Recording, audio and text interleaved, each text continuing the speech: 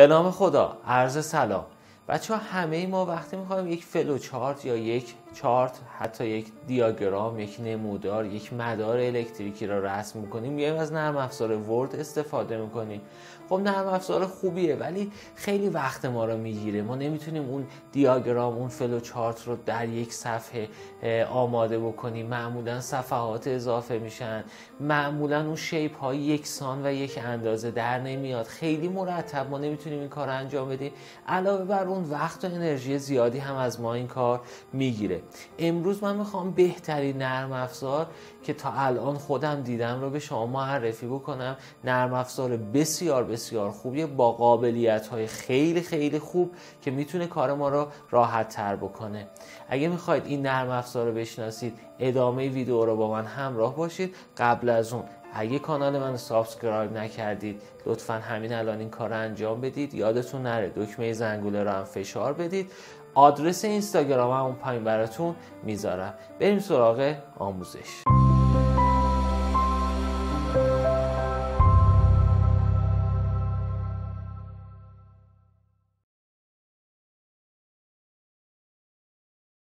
بچه ها همونطوری که عرض کردم میخوام یک نرم افزاری با قابلیت های خیلی راحت در عین حال بسیار بسیار کاربردی برای رسم فلو چارت ها رو معرفی بکنم. اون نرم افزار دیاگرامز که قابلیت اضافه شدن به نرم افزارهای آفیس را هم داره.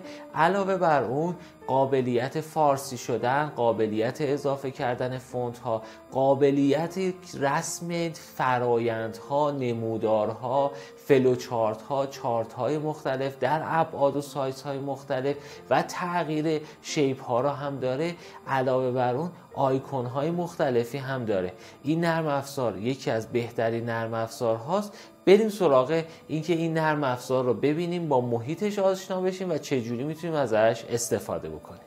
اولین کاری که میکنیم میایم نرم افزار رو از سایت diagrams.net نصب میکنیم. برای این کار روی گزینه دانلود کلیک میکنیم. خیلی راحت نرم افزار دانلود میشه و نصب میشه.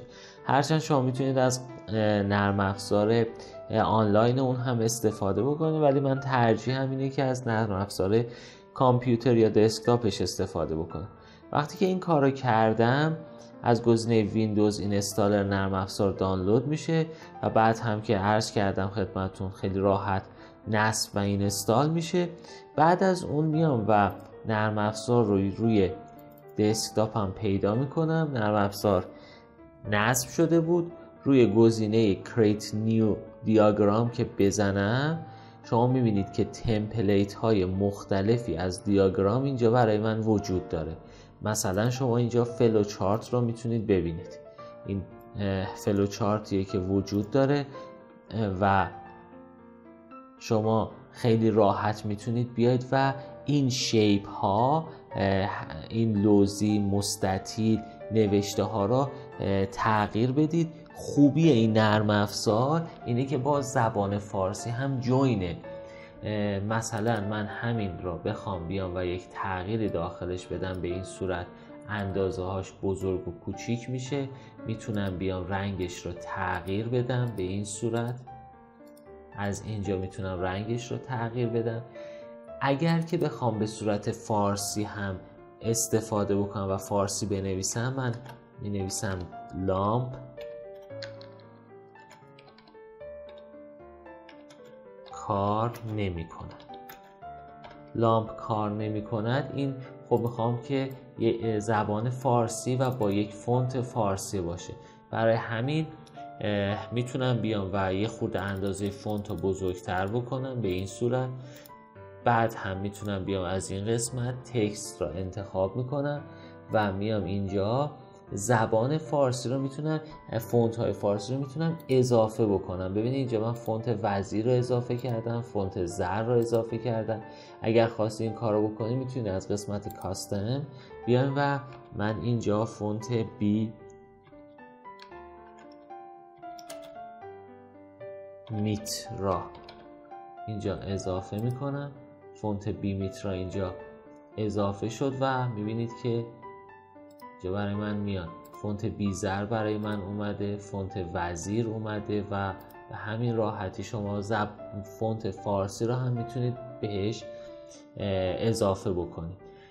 جالبی کار اینجاست که شما وقتی که این شیپ ها رو تغییر میدید، این فلش ها که رابطه را هم ایجاد کردن شما میتونید اینجا تغییر بدید و به همین صورت این تغییرات رو میتونید انجام بدید.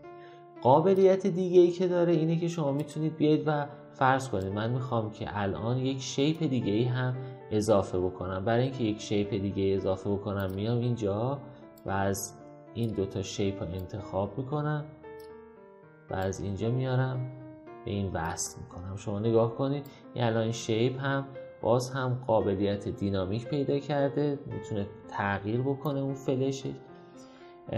کار دیگه ای که شما میتونید بکنید اینه که ما بیایم و وقتی که روی این فلش آبی رنگی که الان ایجاد شده حالا کلیک بکنی، یک سری شیپ ها رو برای من میاد. من اگر روی یکی از این شیپ های کلیک بکنم، ببینید همونطوری که این مستطیل رابطه رو ایجاد کرده بود، این شیپ هم رابطه رو داره و این لوزی و این مستطیل هر جفتشون اون رابطه با اون لوزیه ایجاد شده براشون.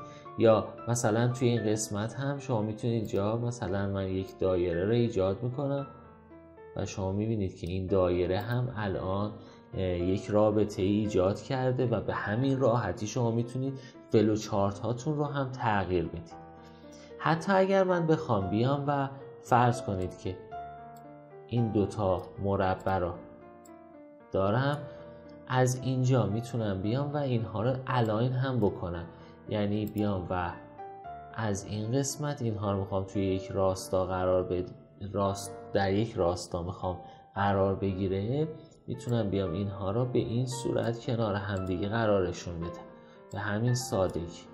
و حتی وقتی که دو تا شکل را انتخاب بکنم، حالا من یکی از اینها رو جا به جا میکنم که شما بهتر و هر دو شکل انتخاب بکنم، میتونم بیام اینجا و الاین تاپ را بزنم و بعد هم مثلا الاین لفت، الاین سنتر، الاین رایت، هر کدوم از اینها رو که خواستم میتونم بزنم و اینها الاین بشه، تراز بشه، در کنار هم دیگه قرار بگیره. به این صورت خیلی راحت این کارها رو انجام میده. شیپ های مختلفی هم داخل این تصویر شما میبینید. این خب شیپ های کلیه که وجود داره، شیپ های دیگه هم هست مثل این جدولی که الان وجود داره. شما میتونید از این جداول هم استفاده بکنید. جداول قابل تغییر هستن از نظر فونتی، رنگی و استایلی که وجود داره. به همین صورت شما میتونید این تصاویر را هم تغییر بدید. میتونید شیپ های دیگه ای را هم اضافه بکنید. حالا من روی ادوانس شیپ که بزنم، اینجا شما شیپ های دیگه ای را هم میتونید اینجا اضافه بکنید و خب میبینید که واقعا خیلی توی دیاگرام کشیدن، توی جدول کشیدن به ما میتونه این نرم افزار کمک بکنه. من اگر بخوام یک سری فلو چارت های دیگه را هم به شما نشون بدم، حالا نمادهای برای فلو چارت، شما میبینید که اینجا مدل های مختلف وجود داره، شیپ های مختلف شما میتونید اینجا ببینید. حالا مثلا روی گزینه iOS که ببینید تمام نمادهایی که داخل iOS هست اینجا شما میتونید اضافه بکنید. این نمادها رو شما میتونید، این لوگوها شما میتونید اضافه بکنید. لوگوهای مربوط به شبکه و شبکه یا نتورک داخل کامپیوتر اینجا وجود داره. همه اینها رو شما میبینید که چقدر شیپ های و لوگوها و آیکون های جالبی داخل این نرم افزار نهفته است و میتونه کار ما رو بسیار بسیار راحت تر بکنه. ببینید اینجا هم باز هم این شیپ ها و هر کدوم از اینها رو خواستی شما میتونید اپلای بکنید و بعد هم بیایید و از این شیپ ها و تصاویری که وجود دارن بیاید استفاده بکنید.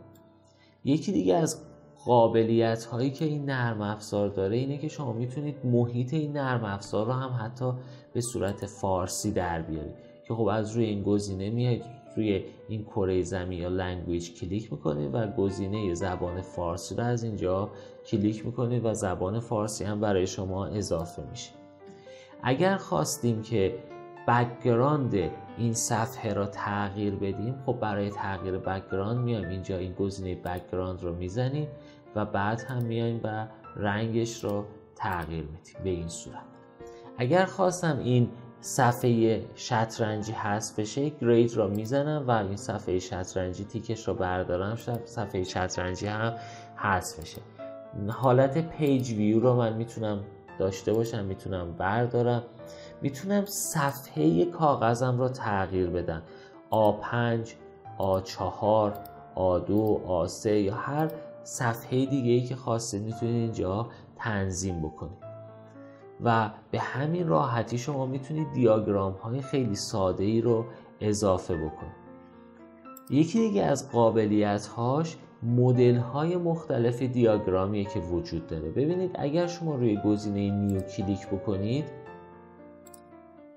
خب دیاگرام های مختلفی اینجا میبینید، مثلا بیزینس دیاگرام یا چارت های مختلف. اینجا باز هم اینجا هم یک سری از چارت های مال کامپیوتر وجود داره، یا مثلا شما اگر بخواید مدارهای الکتریکی رسم کنید از این قسمت میتونید استفاده بکنید. اینجا فلو چارت های پیچیده ای را داره که شما هر کدوم از اینها رو میتونید بیاید اضافه بکنید، کم و زیاد بکنید، داخلش تغییر ایجاد بکنید. باز هم من مدل های دیگه ای از این فلو چارت ها رو به شما نشون بدم. مثلا اینجا فلو چارت های نرم افزاری، مپس ها و اون حتی شما مایند مپ، نقشه ذهنی هم بخواید بکشید میتونید از این فلو چارت ها استفاده بکنید. من این انتخاب میکنم. خب وقتی که این را انتخاب کردم میتونم بیام و کنترل آ را بزنم.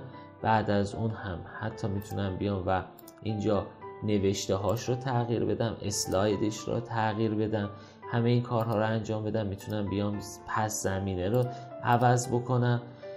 بعد از این میتونم بیام و حتی شادو یا یک سایه‌ای به این نوشته ها بدم برای اینکه نوشته ها بهتر بشه و جذابتر بشه. و حتی میتونم اون خطچین های زیر رو هم حذفش بکنم. علاوه بر اون میتونم بیام رابطه بین این خطوط رو مشخص بکنم. مثلا من میخوام که این به این صورت ضخیم‌تر باشه، میتونم بیام و به این صورت فلش ایجاد بشه. به این صورت ببینید که چقدر راحت میتونه این کارا رو انجام بده و به این صورت شما میتونید فلو چارت های کاملی رو تهیه بکنید. خب بچه‌ها همونطوری که دیدید یک نرم افزاری رو معرفی کردیم با قابلیت های بسیار بسیار زیاد. حالا اگر که ما بیایم و اون نرم افزار با استفاده از این نرم افزار بیایم و یک دیاگرامی رو رسم بکنیم، چطور باید اون رو سیو بکنیم و آیا میتونیم داخل نرم افزارهای مثل ورد، مثل نرم افزارهای آفیس، پاورپوینت، اکسل این فلو چارت یا اون دیاگرام رو اضافه بکنیم؟ میتونیم این کار رو بکنیم. بریم روش سیو کردن و اضافه کردن به نرم افزارهای آفیس رو هم ببینیم. اگر من بخوام بیام و این دیاگرام رو ذخیره بکنم، میام از گزینه فایل، چند مدل سیو کردن داره. خب سیو از رو که بزنم با فرمت خود نرم افزار ذخیره میشه. اگر بخوام PNG، JPEG، SVG، PDF ذخیره بکنم این قابلیت وجود داره. حتی میتونم به صورت گوگل داکس، گوگل اسلاید، گوگل شیت، مایکروسافت آفیس، نوشن اینها هم ذخیره بکنم. ولی اگر من بخوام این نرم افزار رو، این چارت یا فلو چارتی که الان ایجاد کردم داخل نرم افزار پاورپوینت اضافه بکنم یا داخل نرم افزار مثل ورد، اکسل اینها اضافه بکنم، بهتره که من گزینه سیو از رو بزنم و اینجا کلمه دیاگرام رو من ذخیره میکنم. دیاگرام جدید می‌نویسم. این دیاگرام جدید ذخیره شد داخل فایل من، داخل کامپیوتر من. حالا من اگه نرم افزار پاورپوینت رو باز بکنم، از این قسمت. خب میام توی قسمت اینسرت، بعد از اون میام داخل قسمت get add-ins کمی صبر میکنم و اینجا کلمه دیاگ بنویسم. این دیاگرام برای من اضافه میشه. از اینجا کانتینیو رو بزنم و این نرم افزار اینجا برای من اومده و نشسته. خب من قبلا این کار رو انجام دادم، برای همین از قبل اینجا وجود داشت.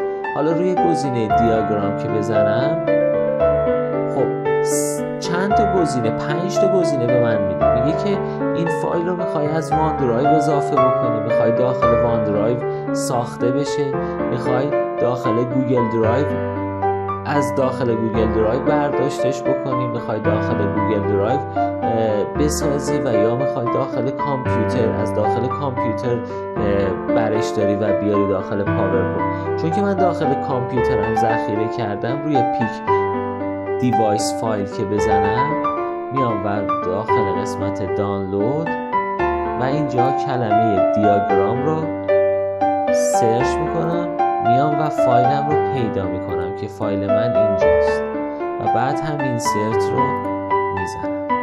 شما میبینید که این دیاگرام به صورت کامل و با یک کیفیت قابل قبولی داخل پاورپوینت من اضافه شد. من میتونم بیام و سایزش رو هم حتی کوچیک‌تر بکنم و ازش استفاده بکنم.